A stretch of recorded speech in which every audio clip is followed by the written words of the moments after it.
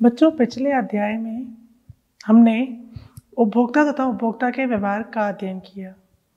आज हम कक्षा 12वीं में उत्पादक तथा उत्पादक व्यवहार का अध्ययन करेंगे।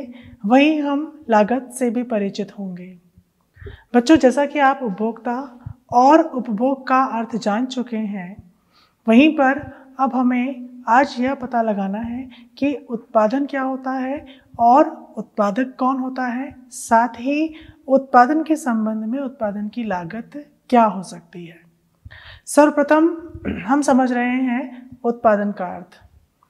साधारण भाषा में उत्पादन का अर्थ किसी वस्तु को बनाने या किसी वस्तु को निर्मित करने से लगाया जाता है, परंतु अर्थशास्त्र में उत्पादन का अर्थ केवल वस्तु का निर्माण करना नहीं है, क्योंकि निर्माण मनुष्य के द्वारा संभव है ही नहीं।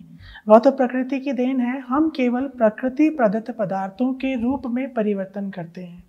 हम उसे इस योग्य बना लेते हैं कि वह हमारी आवश्यकताओं को पूरा कर पाए। तो यहाँ उत्पादन का अर्थ किसी भी प्रकृति से प्रदत्त पदार्थ, प्रकृति से उपलब्ध सभी जो वस्तुएं हैं, उनके रूप में, आकार में, उसके स्थान में या उसके अधिकार में परिवर्तन कर हम उसे इस लायक बना लेते हैं कि अब वह किसी प्रकार से उपयोगिता को सृजित करे और किसी प्रकार की आवश्यकता को संतुष्ट करे। प्रोफेसर एडम स्मिथ ने इसे इस तरह से बताया है कि जब हम, जैसा कि आप यहाँ देख रहे हैं, जब हम किसी एक पदार्थ को बदलने के लिए या उसके परिवर्तन की प्रक्रिया के लिए जहाँ पर हम कुछ इनपुट लगाते हैं, उसके बाद इसका ट्रांसफॉर्मेशन प्रोसेस होता है और इसके बाद जो हमें आउटपुट मिलता है वही वास्तव में उत्पाद है। उत्पादन के अर्थ के बाद अब हम उत्पादन के मुख्य तत्वों पर आते हैं। उत्पादन के मुख्य तत्वों में सर्वप्रथम यह तत्व महत्वपूर्ण है कि उत्पादन की प्रक्रिया कहीं ना कहीं मानवीय शारीरिक श्रम या मानसिक श्रम से संबंधित होना चाहिए। दूसरी चीज, यह किसी वस्तु की उपयोगिता में वृद्धि करे, अर्थात यह वस्तु की उस उपयोगिता को बढ़ा दे जिससे अब यह संतुष्टि करने की क्षमता को सृजित कर ले या किसी व्यक्ति की आवश्यकता को पूरा करने में सक्षम हो पाए। उत्पादन की तीसरी विशेषता यह है, जिन वस्तुओं का हमने निर्माण कर लिया है अब वे विनिमय योग्य होनी चाहिए। इसका तात्पर्य होगा कि जो वस्तु हमने बना ली है या जो वस्तु हमने रूप परिवर्तित करके या अन्य प्रकार से तैयार कर ली है, अब उसका आपस में मुद्रा के माध्यम से विनिमय संभव हो। तो यह उत्पादन के सभी तत्व हैं। बच्चों, उत्पादन की प्रक्रिया कई प्रकार से संभव है, जिसे हम उत्पादन की रीतियां कहेंगे। उत्पादन की रीतियों में सर्वप्रथम है रूप परिवर्तन के द्वारा। जब हम किसी प्रकृति से उपलब्ध वस्तु के रूप में परिवर्तन कर देते हैं और उसे उपयोगी बना लेते हैं, तो वह रूप परिवर्तन द्वारा उपयोगिता का सृजन कहलाएगा। जैसा कि मिट्टी से कुम्हार के द्वारा बर्तनों का निर्माण करना या फिर लकड़ी से फर्नीचर तैयार करना। दूसरा, स्थान परिवर्तन। जब हम किसी वस्तु को जिस स्थान पर वह मौजूद है वहाँ अगर वह अधिक उपयोगी नहीं है, हम उसका स्थान बदलकर उसे दूसरे स्थान पर ले आते हैं, तब वह उपयोगी अगर हो जाती है तो इसे हम उत्पादन कहेंगे। जैसे नदी के किनारे पड़ी हुई रेत को जब हम किसी निर्माण स्थल पर पहुंचाते हैं तो वह उपयोगी हो जाती है। फिर है समय परिवर्तन के द्वारा। कुछ वस्तुएं ऐसी होती हैं वह जिस समय बनाई जाती हैं उस समय उपयोगी नहीं होती, उनका उपयोग जब हम कुछ समय के बाद करते हैं तब वह अपनी उपयोगिता को प्रदर्शित करती हैं। जैसे हम सभी जानते हैं कि चावल जितना पुराना होता है उतना ही ज़्यादा उपयोगी माना जाता है। इसके अतिरिक्त अगला है सेवा परिवर्तन के द्वारा। सेवा परिवर्तन या सेवा प्रदान करके हम जानते हैं कि पेशेवर व्यक्ति जो होते हैं, जैसा कि जो प्रोफेशन से जुड़े हैं, जैसे डॉक्टर हैं, इंजीनियर हैं, शिक्षक हैं, ये सभी अपनी सेवाएं दूसरे व्यक्तियों को प्रदान करते हैं। तो जब सेवा का ट्रांसफॉर्मेशन होता है, जब सेवा एक व्यक्ति से दूसरे व्यक्ति तक पहुंचती है, तो इसे सेवा परिवर्तन द्वारा हम उपयोगिता का सृजन कहेंगे। बच्चों, उत्पादन के एक महत्वपूर्ण पक्ष को समझना बहुत अनिवार्य है। हम सभी को ये पता होना चाहिए कि उत्पादन कुछ महत्वपूर्ण साधनों के द्वारा संपन्न होता है और उत्पादन के यह 5 साधन के बिना उत्पादन की हम कल्पना नहीं कर सकते। उत्पादन के इन 5 साधनों में सर्वप्रथम भूमि, श्रम, पूंजी, साहस और संगठन, ये 5 वे साधन हैं जो किसी भी उत्पादन प्रक्रिया को पूरा करते हैं और इनके पार्टिसिपेशन के बदले में या इनके सहयोग के बदले में ये जो रेम्यूनरेशन गेन करते हैं या इन्हें इनका जो पारिश्रमिक मिलता है वह भूमिपति को लगान, श्रमिक को मजदूरी, पूंजीपति को ब्याज और साहसी को लाभ प्राप्त होता है। उत्पादन के इन्हीं सभी साधनों पर उत्पादन फलन निर्भर है। अब हम उत्पादन फलन को समझेंगे। उत्पादन फलन का तात्पर्य है जो उत्पादन और उत्पादन के इन सभी साधनों में फलनात्मक संबंध को बताए। तो बच्चों अब हम देखते हैं उत्पादन फलन। जैसा कि अभी हमने सुना, उत्पादन फलन उत्पादन के साधनों और उत्पादन में फलनात्मक संबंध को बताता है। इस प्रकार उत्पादन फलन इनपुट और आउटपुट में रिलेशन बताएगा और इनपुट में कुछ हम साधनों को लें तो कुछ साधन ऐसे होंगे जो परिवर्तनशील होते हैं, कुछ ऐसे होते हैं जो स्थिर होते हैं। तो अगर हम उत्पादन फलन को लें तो उत्पादन फलन को हम एक सूत्र के द्वारा प्रदर्शित कर सकते हैं जिसमें Qx is equal to function by labour, capital, nature और इसके बाद टेक्निक। इस प्रकार से हम कह सकते हैं कि कोई भी आउटपुट, कोई भी क्वांटिटी एक्स कमोडिटी की फंक्शनेट होगी इन 4 तत्वों से या इन 4 साधनों से। इन साधनों में ये सभी साधन जो हैं परिवर्तनशील हैं, जिसमें सबसे पहले हमने लेबर या श्रमिक को लिया है, फिर हमने कैपिटल जिसे हम पूंजी कहते हैं इसे लिया है और हमने एन यानी नेचर जो चीज़ें हमें प्रोवाइड करती है या प्रकृति से हमें जो पदार्थ उपलब्ध हैं उनको लिया है और टी हमने टेक्निक को लिया है, तकनीक जिससे उत्पादन में हम बढ़ोतरी कर पाते हैं या उत्पादन में हम शीघ्र गतिशीघ्र परिवर्तन कर पाते हैं। तो इस प्रकार उत्पादन फलन इन दोनों के बीच में संबंध को बताता है जिसमें Q आउटपुट को बता रहा है और ये जो सभी साधन हैं ये इनपुट को बता रहे हैं। तो इस प्रकार आउटपुट फंक्शनेट होगा इनपुट से। उत्पादन को और अधिक अच्छे से समझने के लिए हम यहाँ पर 2 परिस्थितियों को समझना चाहेंगे जिसमें एक अल्पकाल और दूसरा है दीर्घकाल। उत्पादन के लिए हमारे पास समयावधि महत्वपूर्ण होती है और जब हम उत्पादन की गणना करते हैं तो एक समयावधि विशेष में करते हैं। जब हमें उत्पादन में परिवर्तन करना होता है तो हमारे पास या तो समय इतना कम होता है कि हम उत्पादन के सभी साधनों में परिवर्तन नहीं कर सकते, यह अल्पकाल की अवधि होती है और अल्पकाल में हम उत्पादन के 5 साधनों में परिवर्तन नहीं कर पाते, केवल उन्हीं साधनों में परिवर्तन कर पाते हैं जो साधन परिवर्तनशील हैं, जैसे पूंजी और श्रम। इसके साथ ही बाकी जो साधन होंगे वो सभी स्थिर साधन होंगे क्योंकि यानी हम उस कम समय अवधि में चाहकर भी या तो घटा नहीं सकते या बढ़ा नहीं सकते। दूसरी जो इसकी परिस्थिति है वह दीर्घकाल होती है। दीर्घकाल में एक उत्पादक के पास इतना समय होता है या पर्याप्त समय होता है कि वह अपने उत्पादन के सभी साधनों में आसानी से परिवर्तन कर पाता है। यह वह समय अवधि है जिसमें उत्पादन के सभी साधन परिवर्तनशील होते हैं। इसी के आधार पर हम उत्पादन फलन को भी 2 प्रकार से देख सकते हैं, पहला अल्पकालीन उत्पादन फलन और दूसरा दीर्घकालीन उत्पादन फलन।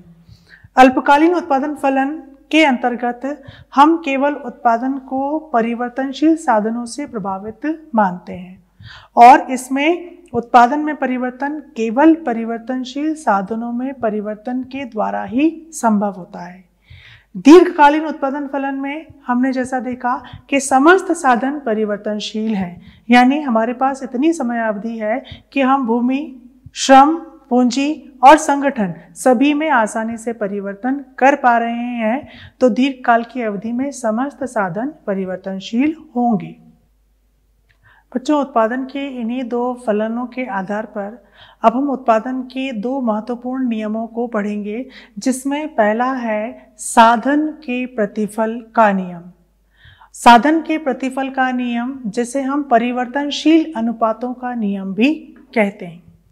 साधन के प्रतिफल का नियम हमें यह बताता है कि अल्पकाल में केवल कुछ साधन ही परिवर्तनशील हैं, बाकी समस्त साधन स्थिर हैं। और जब हम उत्पादन में परिवर्तन करना चाहते हैं, यानी जब हम उत्पादन को घटाना या उत्पादन को बढ़ाना चाहते हैं, तो हमारे पास केवल यही एक परिस्थिति है कि हम परिवर्तनशील साधनों को घटाकर या बढ़ाकर उत्पादन में घटोतरी या फिर बढ़ोतरी कर सकते हैं, यानी उत्पादन में परिवर्तन कर सकते हैं। जब साधन के प्रतिफल का नियम लागू होता है तो यहाँ पर उत्पादन में निम्न 3 दशाएं प्रकट होती हैं। इसमें प्रथम अवस्था वह अवस्था है जबकि साधनों के अनुपात में उत्पादन हमें बढ़ती दर से मिलता है।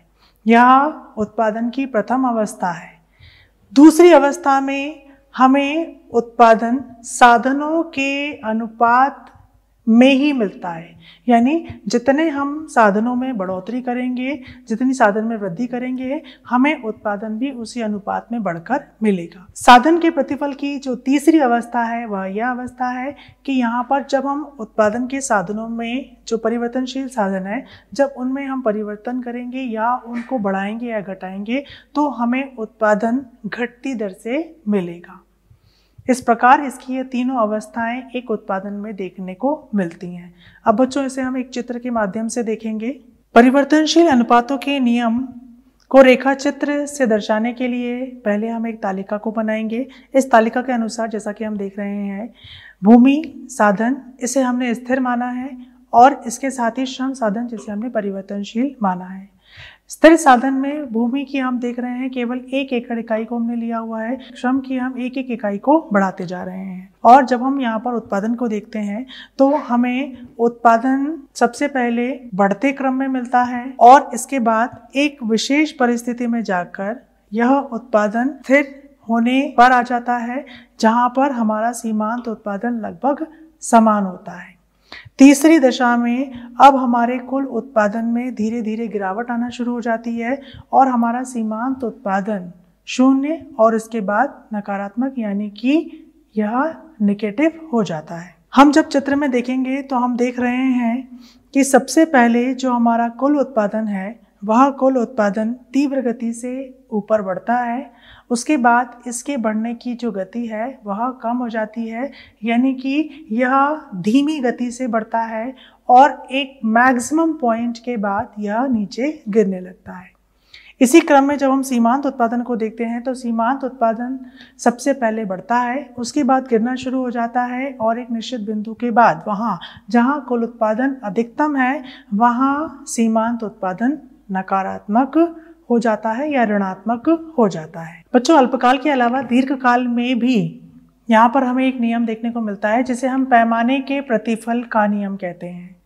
पैमाने के प्रतिफल का नियम यह बताता है कि हमारे पास दीर्घकाल में पर्याप्त समय है और यहाँ पर हम साधनों का संपूर्ण पैमाना परिवर्तित कर सकते हैं, यानी हम समस्त साधनों में परिवर्तन कर सकते हैं। और जब सभी साधनों में परिवर्तन संभव है तो इसे पैमाने के प्रतिफल का नियम कहा जाता है। पैमाने के प्रतिफल के नियम में भी हमें उत्पादन में 3 अवस्थाएं देखने को मिलती है। पहली अवस्था, जब हम साधनों में वृद्धि करते हैं तो हमें उत्पादन बढ़ती दर से मिलता है, जिसे हम पैमाने के बढ़ते प्रतिफल कहते हैं। इस समय अवधि के बाद अब हमारा उत्पादन स्थिर हो जाता है, यानी कि साधनों में वृद्धि करने के बाद भी उत्पादन में कोई वृद्धि नहीं होती। इसे पैमाने के स्थिर प्रतिफल कहेंगे। और इसके बाद भी अगर उत्पादन हम जारी रखते हैं और उत्पादन को बढ़ाने का प्रयास करते हैं, साधनों को बढ़ाने पर अब हमारा उत्पादन गिरना शुरू हो जाता है, घटना शुरू हो जाता है। इसे हम पैमाने के घटते प्रतिफल कहते हैं।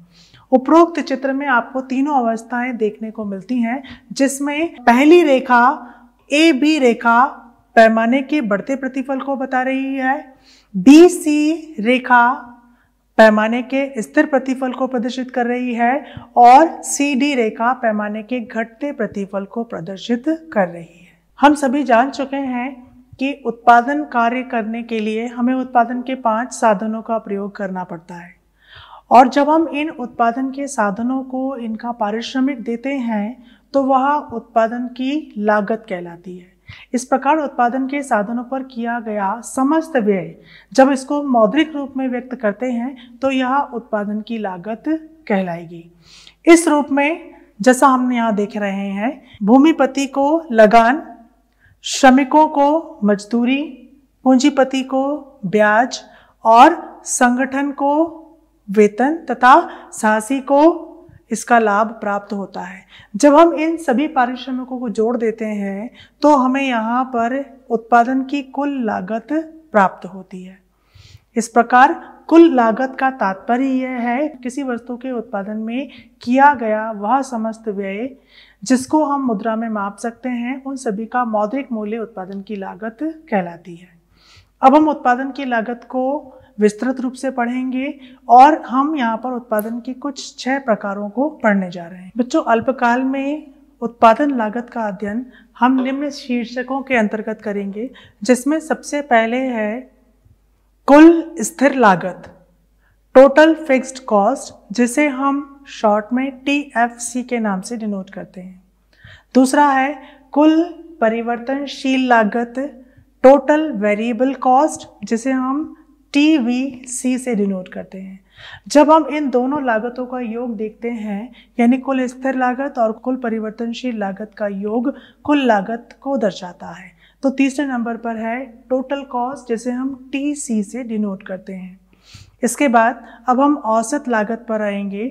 औसत लागत में सबसे पहले है कुल औसत लागत, और कुल औसत लागत के 2 भाग हैं। पहला औसत स्थिर लागत, जिसे हम एवरेज फिक्स्ड कॉस्ट कहेंगे। दूसरा है औसत परिवर्तनशील लागत, जिसे हम एवरेज वेरिएबल कॉस्ट या ABC कहेंगे।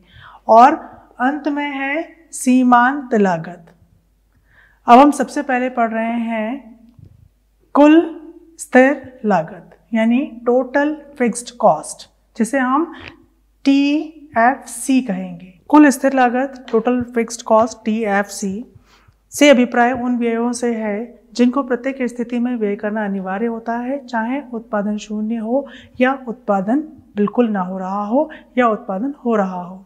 जब हम उत्पादन में इस लागत को चित्र के माध्यम से दर्शाते हैं तो हम जैसा कि चित्र में देख रहे हैं, TFC कर्व या TFC लाइन x अक्ष के समानांतर एक क्षैतिज रेखा है और यह वह स्थिर रेखा है जो यह बता रही है कि जब हमारा उत्पादन शून्य है तब भी हमारी जो कुल स्थिर लागत है वह 200 रुपये पर है। उत्पादन के सभी स्तर पर कुल स्थिर लागत एक समान रहती है। जब हम उत्पादन 1 इकाई का कर रहे हैं, 5 इकाई का कर रहे हैं या 8 इकाई का, सभी स्तर पर कुल लागत समान है। कुल स्थिर लागत मूल बिंदु के ऊपर आगे की ओर लंबवत से प्रारंभ होती है। कुल स्थिर लागत के बाद अब हम पढ़ेंगे कुल परिवर्तनशील लागत, जिसे हम टोटल वेरिएबल कॉस्ट कहते हैं और शॉर्ट में इसे TVC कहा जाएगा। ये वे लागत हैं जो उत्पादन की मात्रा बढ़ने के साथ साथ बढ़ती जाती हैं।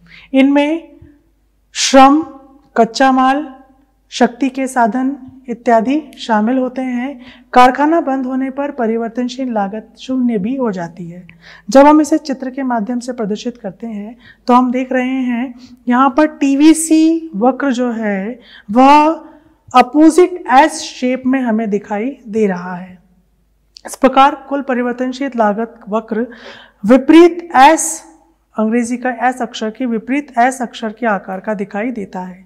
परिवर्तनशील लागत हमें यह बताता है कि पहले तो यह लागत घटती दर से बढ़ती है और उसके बाद यह बढ़ती दर से बढ़ती जाती है, लेकिन जब उत्पादन शून्य है तब परिवर्तनशील लागत भी शून्य है।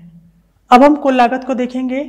टोटल कॉस्ट, जिसे हम TC से दर्शाते हैं, कुल लागत से आशय व्यवसाय या उत्पादन से समस्त व्ययों के कुल योग या कुल लागत से है, जो फर्म में उत्पादन के दौरान वस्तु की मात्रा के आधार पर समस्त व्ययों के योग को दर्शाती है।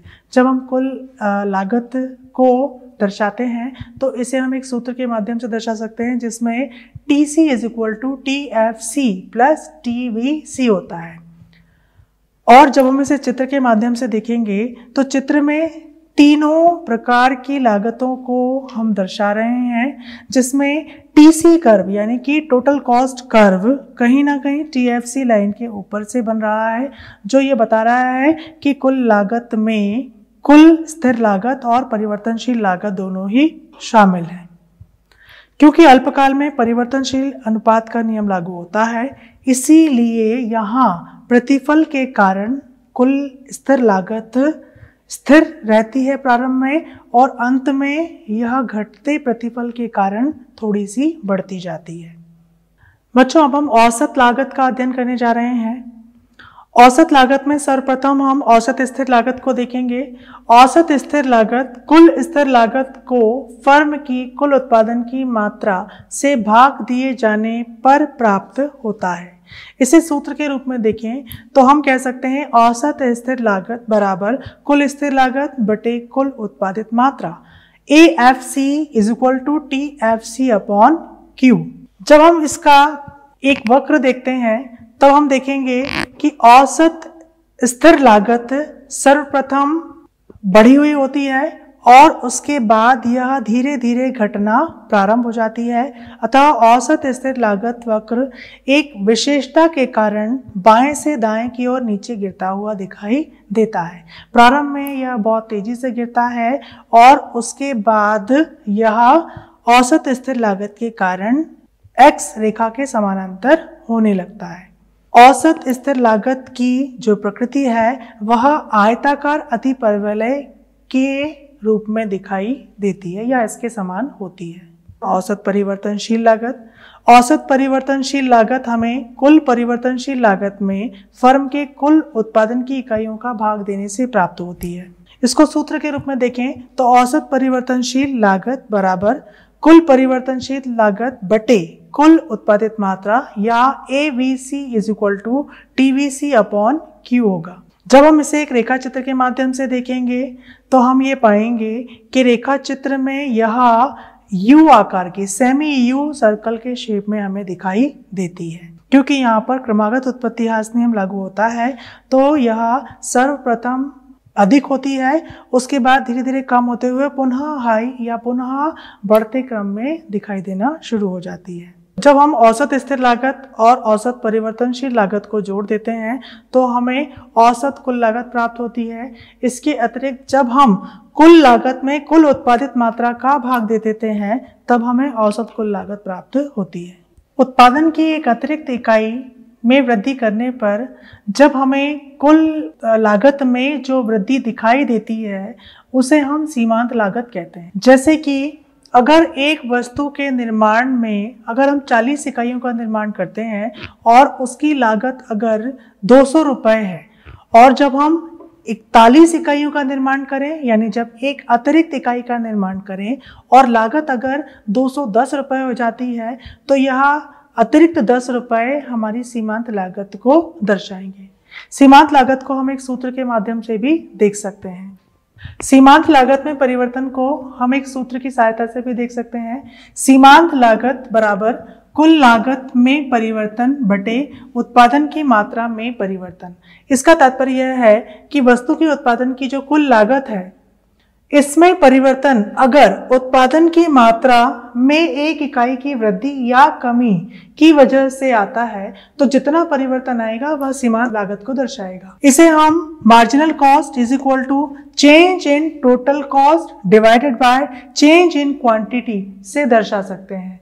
अल्पकाल में जैसा कि हम जानते हैं कि कुछ ही साधन परिवर्तनशील होते हैं, तो जब हमें यहाँ पर लागत में परिवर्तन केवल कुछ साधनों की वजह से होता है और जिसकी वजह से हमारी इकाई में परिवर्तन आता है उसे हम सीमांत लागत से दर्शा सकते हैं। बच्चों, आज के अध्याय के संबंध में मेरा आपसे 2 प्रश्न है। पहला प्रश्न है साधन के प्रतिफल और पैमाने के प्रतिफल में अंतर को दर्शाइए। दूसरा प्रश्न है औसत लागत और सीमांत लागत में क्या संबंध है, इसे बताइए।